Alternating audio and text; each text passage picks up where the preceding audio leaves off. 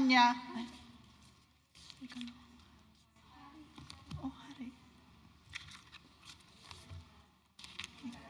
Ikalawang hari naman. Ikalawang hari. Tama naman. Chapter. Second hari. 5. 5. Ay, pala. Yan pala.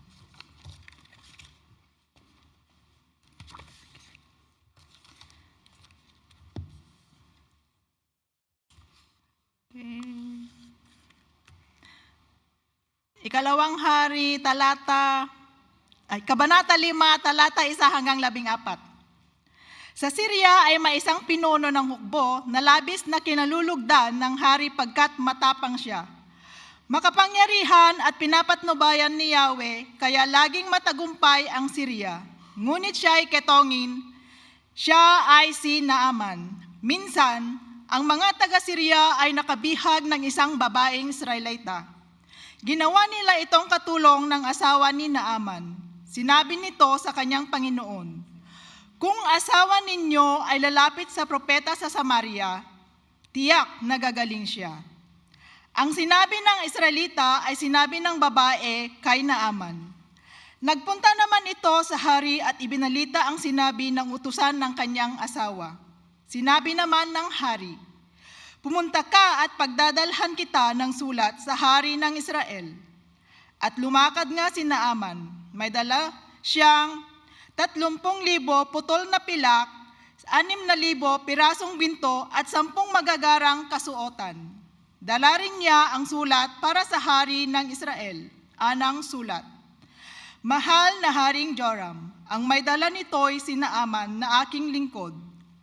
Ipinakikiusap kong pagalingin mo ang kanyang ketong." Nang mabasa ito ng hari ng Israel, ginahak niya ang kanyang kausuotan at sinabi, "Ako ba'y Diyos na maaaring pumatay at bumuhay? Bakit sa akin niya pinapunta ang taong ito para pagalingin ng kanyang sakit? Baka naman humanap lang siya ng dahilan para magdigmaan kami." Nang mabalitaan ni Eliseo ang ginawa ng hari, ipinasabi niya, "Bakit ninyo gagahakin ang inyong kasuotan? Sa akin ninyo siya papuntahin para malaman nilang may isang propeta dito sa Israel." Ipinasabi nga ni Haring Joram kay Naaman na ang hanapin nito'y si Eliseo. Kaya sumakay ito sa kanyang karwahe at nagpunta kay Eliseo kasama ang marami niyang kawal na kabayuhan. Ipinasabi sa kanya ni Eliseo, "Pumunta ka sa ilog Jordan. Lumubog ka ng 7 beses at mananauli sa dati ang iyong katawan, gagaling ang iyong ketong."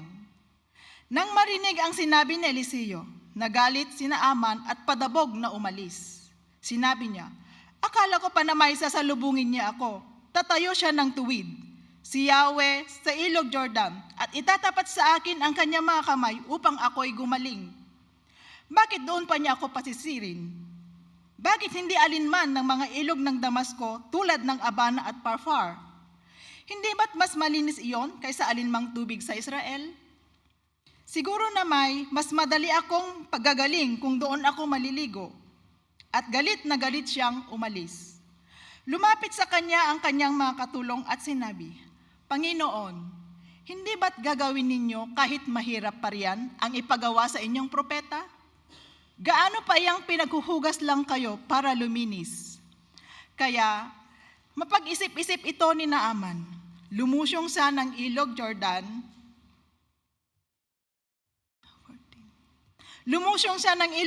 At lumubog ng 7 ulit. At tulad ng sinabi ni Eliseo, na nauli sa dati ang kanyang katawan at kuminis ang kanyang balat, tulad ng balat ng sanggol.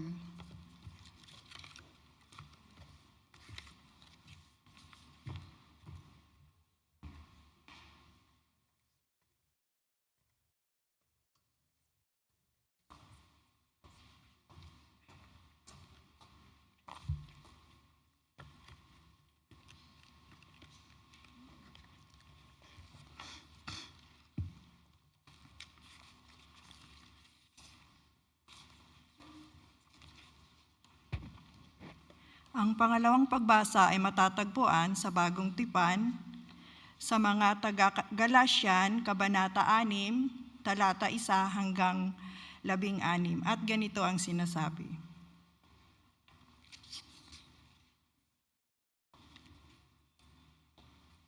Mga kapatid, kung may mahulog sa pagkakasala, kayong pinapatnubayan ng Espiritu ang magtuwid sa Kanya. Gawin ninyo ito ng buong hinahon at mag-ingat kayo, baka kayo naman ang matukso. Magtulungan kayo sa pagdadala ng pasanin at sa ganitong paraay, matutupad ninyo ang utos ni Kristo. Kung may nagpapalagay sa kanyang sarili na siya'y mahalaga, gayong hindi naman dinadaya niya ang kanyang sarili. Suriin ng bawat isa ang kanyang sarili. Kung mabuti ang kanyang ginagawa, magalak siya, at huwag nang ihambing iyon sa ginawa ng iba. Sapagkat dapat nadalhin ng bawat isa ang kanyang sariling pasanin.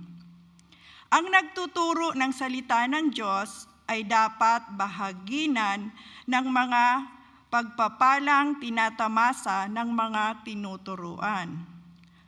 Huwag ninyong linlangin ang inyong sarili. Ang Diyos ay di madadaya ni numan. Kung ano ang inihasik ng tao, iyon din ang kanyang aanihin.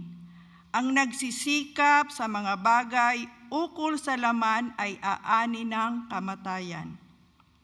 Ang nagsisikap sa mga bagay ukol sa Espiritu ay aani ng buhay na walang hanggan. Kaya't huwag tayong magsawa sa paggawa ng mabuti. Pagdating ng takdang panahon, tayo'y mag-aani kung hindi tayo magsasawa. Samantalahin natin ang lahat ng pagkakataon sa paggawa ng mabuti sa ating kapwa, lalo na sa mga kapatid sa pananampalataya. Mapapansin ninyo na malalaki ang titik ng liham na ito. Ako ang siyang sumulat nito. Ang mga naghahangad magbigay lugod sa tao ang mamimilit sa inyong kayo'y patuli. Ginagawa nila iyon upang huwag silang usigin dahil sa krus ni Kristo. Kahit ang mga nagpapatuli ay hindi tumutupad sa kautusan, ibig lamang nilang mapuri na kayo may gumanap din ng seremonyang ito, kaya nila kayo pinipilit. Huwag nawang mangyari sa akin ang gayon. Ang krus lamang ang ating Panginoong Hesukristo, ang siya kong ipinagmamapuri, sapagkat sa pamamagitan ng krus, ang sanlibutay patay na para sa akin at ako'y patay na para sa sanlibutan. Hindi mahalaga kung tuli man o hindi ang isang tao. Ang mahalagay ang pagiging bagong nilalang. Sa lahat ng namumuhay ayon sa tuntuning ito at sa mga nananatiling tapat sa bayan ng Diyos, naway sumakanila ang kapayapaan at pagpapala ng Diyos.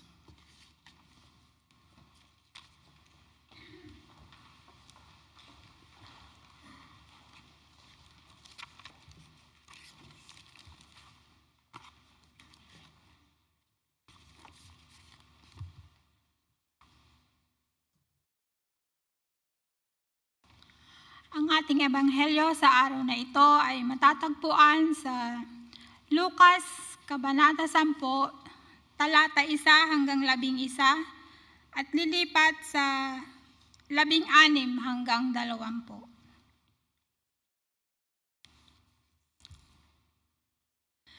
Pagkatapos ng mga bagay na ito, ang Panginoon ay humirang pa ng 72. Pinauna niya sila ng dala-dalawa sa bawat bayan at puok na patutunguhan niya. Sinabi niya sa kanila, Sagana ang aanihin, ngunit kakaunti ang mga manggagawa. Idalangin ninyo sa may-ari na magpadala siya ng mga manggagawa sa kanyang bukirin. Humayo kayo, sinusugo ko kayong parang mga kordero sa gitna ng mga asong gubat. Huwag kayong magdala ng lukbutan, supot o panyapak. Huwag na kayong titigil sa daan upang makipagbatian kanino man. Pagpasok ninyo sa alinmang bahay, sabihin ninyo, maghari nawa ang kapayapaan sa bahay na ito. Kung maibigin sa kapayapaan ang nakatira roon, sa kanila ang kapayapaan. Ngunit kung hindi sila makakamit nito. Manatili kayo sa bahay na inyong tinutuluyan. Kanin ninyo at inumin ang anumang idudulot sa inyo.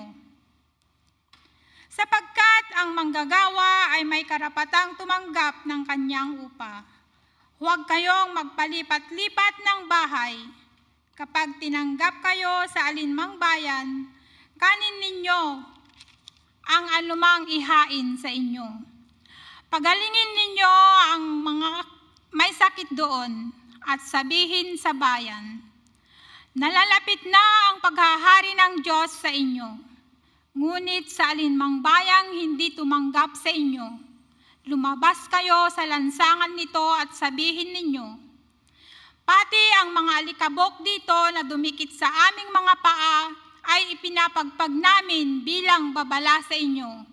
Ngunit pakatandaan ninyong malapit na sa inyo ang paghahari ng Diyos.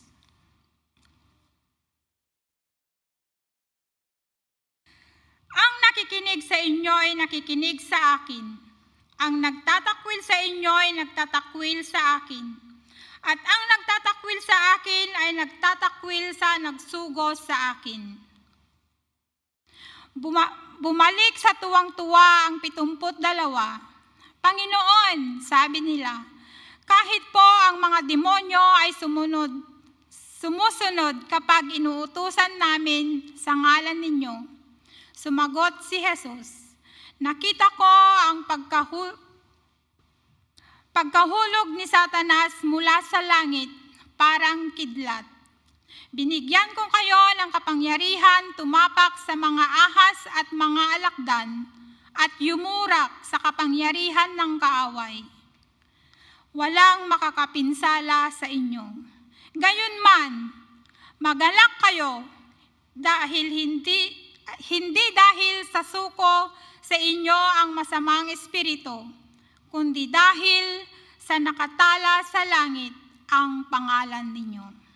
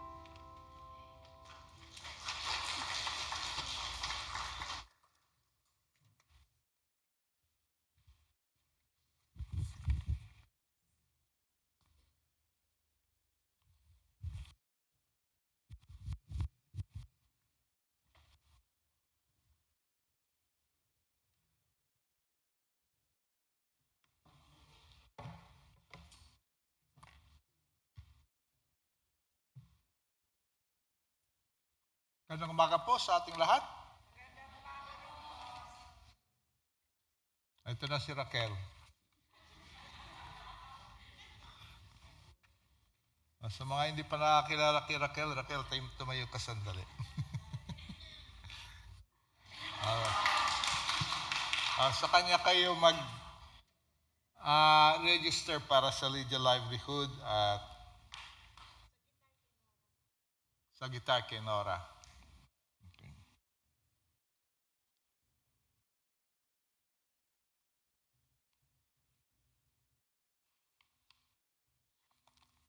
Tayo ay manalangin.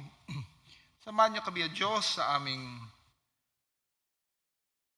pakikinig at pagbubulay ako sa aking pagpapahayag. Buksan niyo ang aming mga puso at kalooban sa inyong mensahe para sa amin. Manawa namin ang iyong pagtawag sa amin na sumama sa iyo at marinig din namin ang iyong pagpapahayo sa amin. Sa pangalan ng iyong anak at aming Panginoon na si Kristo Jesus. Amen.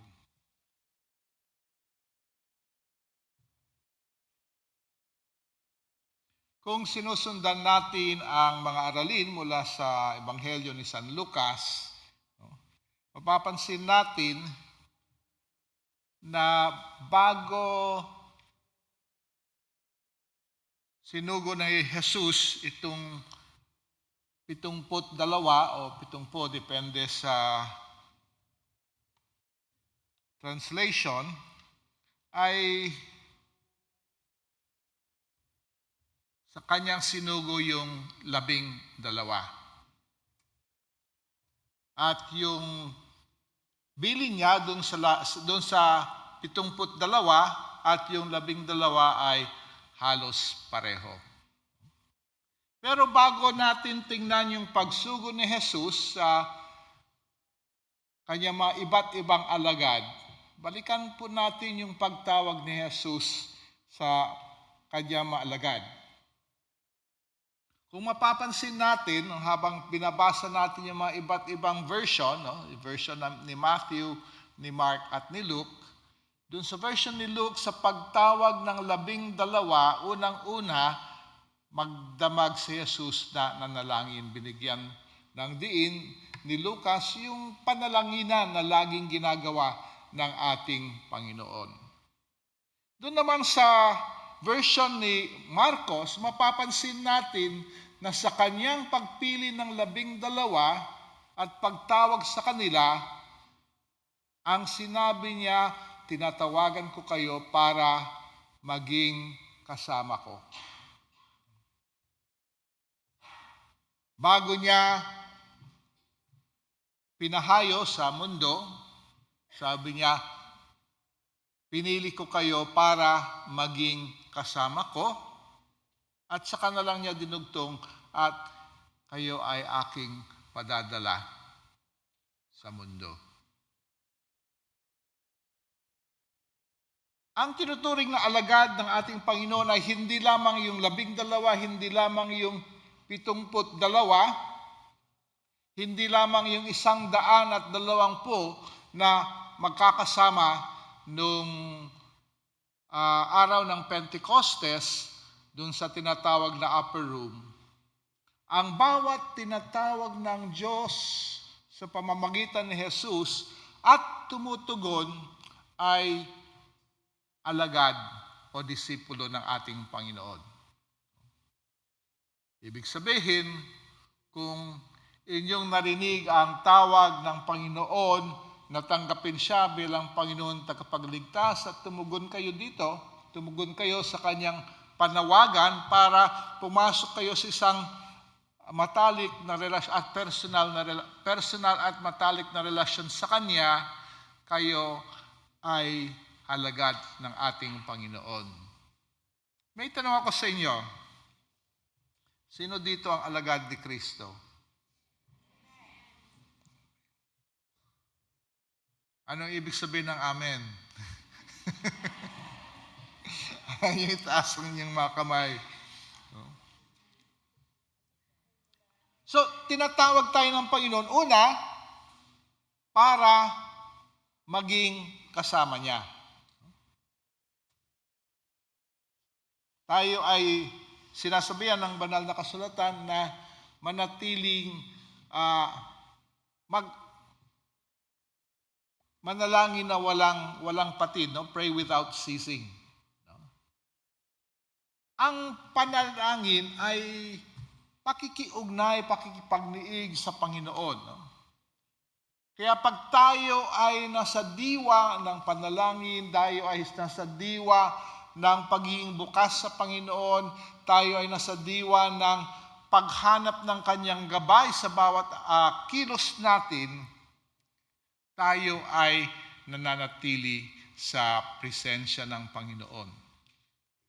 At kung papansinin natin, pati si Jesus mismo, ito yung buhay ng panalangin ang pinanggagalingan ng kanyang lakas.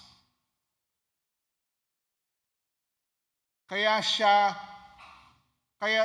pwede natin sabihin na sariwa ang kanyang diwa, siya ay may bagong lakas bawat umaga ay dahil sa kanyang pagpapanalangin.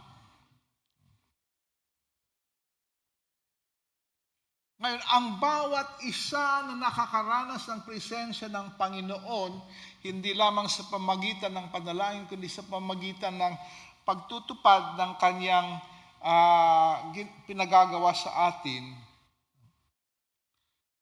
tayo ay pinahahayo ng Panginoon para maging kanyang mga patotoo.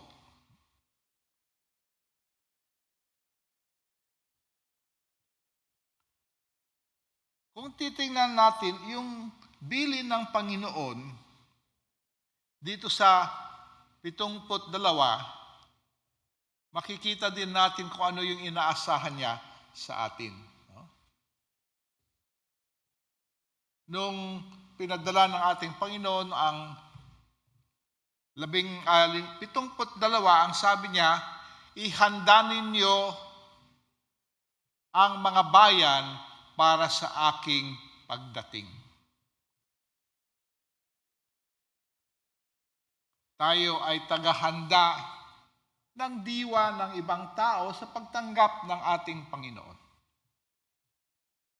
Sabi niya, pag kayo ay humahayo, huwag kayong magdala ng balabal, huwag kayong magdala ng baon. Tayo okay lang magbaon tayo para makapananghalian at makahaponan tayo dito.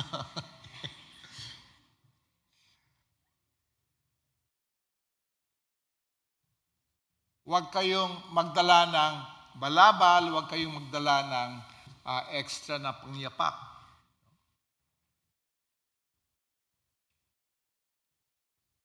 Pag pumasok kayo sa isang tahanan, mag-release kayo ng pagpapala, ng kapayapaan sa kanila. Kung tatanggapin kayo nila, tatanggapin din nila ang iyong basbas. Kung hindi kayo tatanggapin ng tahanang iyon, babalik sa inyo ang inyong basbas. Huwag tayong matakot na basbasin ang ibang tao, no?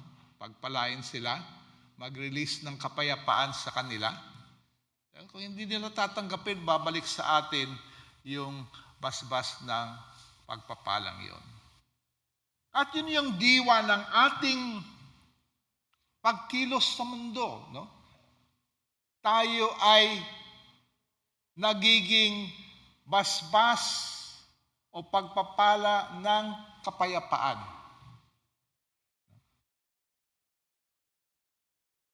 At sa ating paghayo,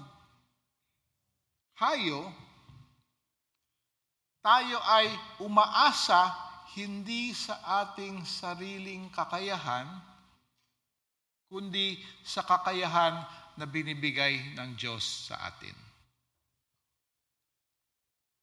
Ang ating kakayahan para magpatotoo ay bunga ng ating mahigpit na relasyon, pakikiugnay sa ating Panginoon.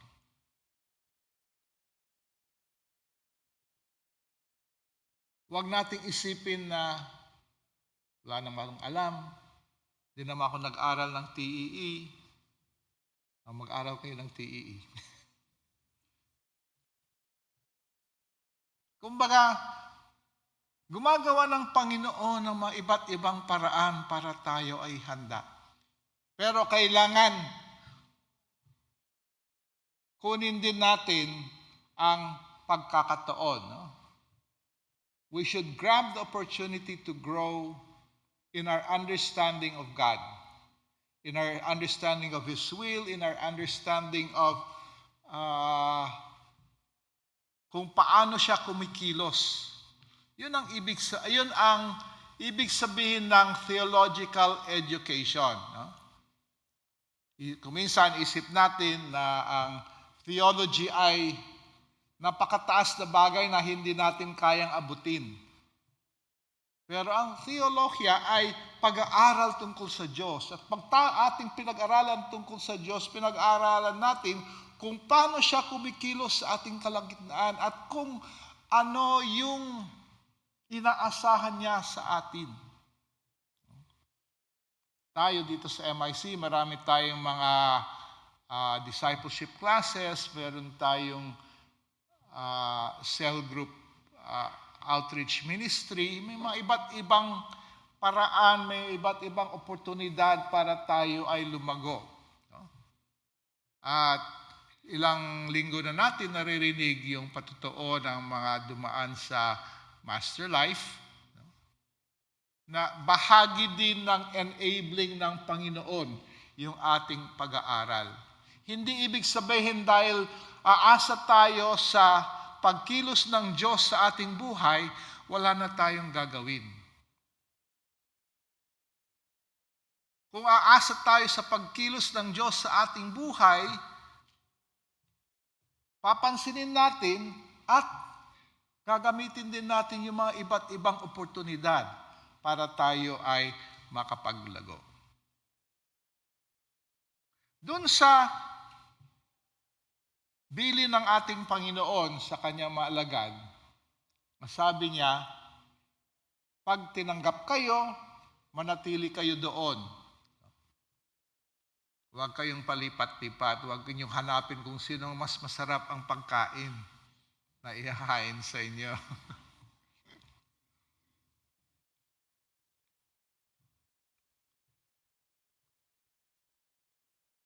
Pero, pag hindi kayo tinanggap, pagpagin ninyo ang inyong pangyapak laban sa kanila. No? Ibig sabihin, hindi lahat ng tao ay magiging bukas sa atin. Hindi lahat ng tao magiging positibo ang kanilang response dun sa ating patotoo, dun sa ating pag-abot sa kanila. Huwag nating indayin yun. No? Sabi ni Jesus, no? Pagpalain ninyo ang mga bless those who curse you. No? So kahit negative yung ang tanggap sa inyo, huwag niyong sabihin, para cookie lang ayaw niyo pang tanggapin. Kumbaga, kahit na hindi positive ang tanggap sa atin, maging positive pa rin yung ating approach sa kanila. Dahil ang ating hinahasik ay kapayapaan. No? Hindi natin hinahasik ang sama ng loob, kaya huwag tayong umani ng sama ng loob.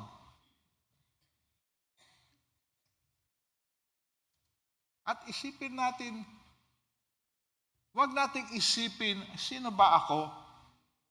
No?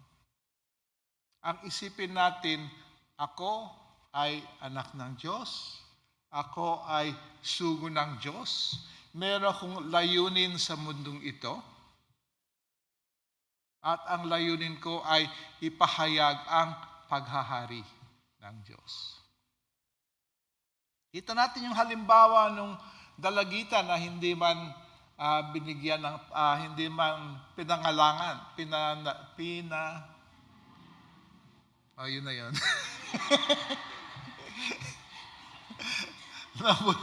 Nabulol ako bigla.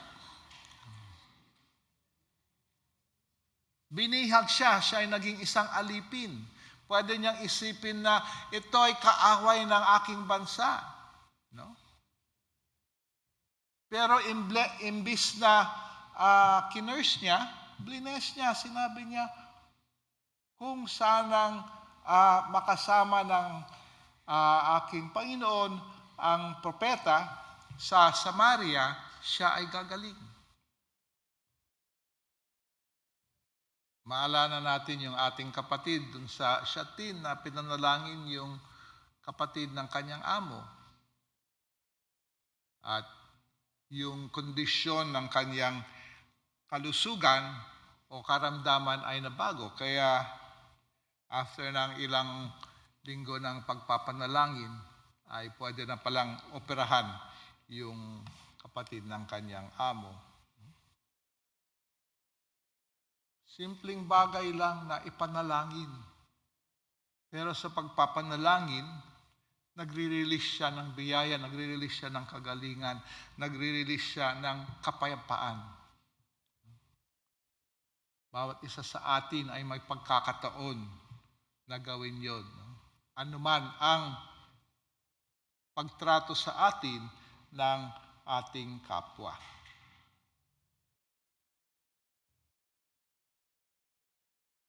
Nung humayo ang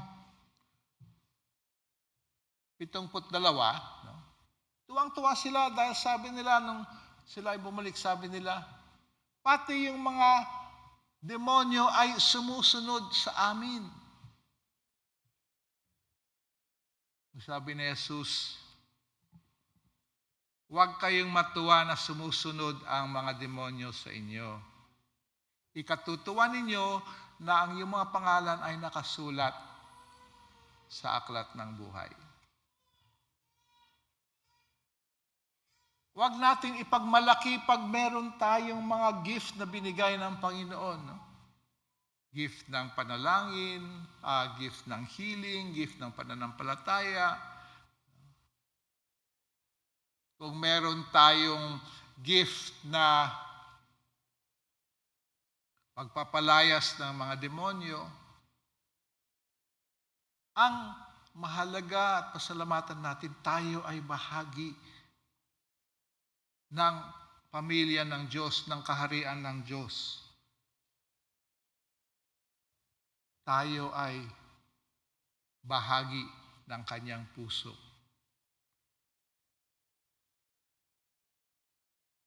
Dahil ang bawat pinadadala ng Panginoon ay pinadadala niya mula sa kanyang puso. So ang bawat isa sa atin ay tinatawag ng Panginoon para maging kasama niya. At pag tayo ay kasama na niya, tayo ay pinadadala niya sa mundo para makilala din siya ng ating kapwa. Pinadadala niya tayo bilang bahagi ng kanyang puso para ipakita, ipadama ang kanyang puso sa iba. Handa ba kayong maging patikim ng puso ng Panginoon para sa ibang tao? Tayo manalangin. Inyo kaming tinawag, O Diyos, para makasama ninyo. At mula sa inyong presensya, inyo kaming pinadadala sa mundo. Umasa nawa kami sa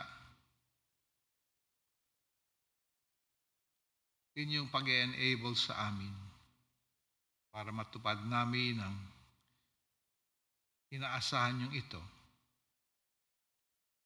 Naway mapakita namin, mapadama namin, maging instrumento kami ng iyong puso sa mundo. Sa pangalan ng Ama at aming Panginoon na si Kristo Jesus. Amen.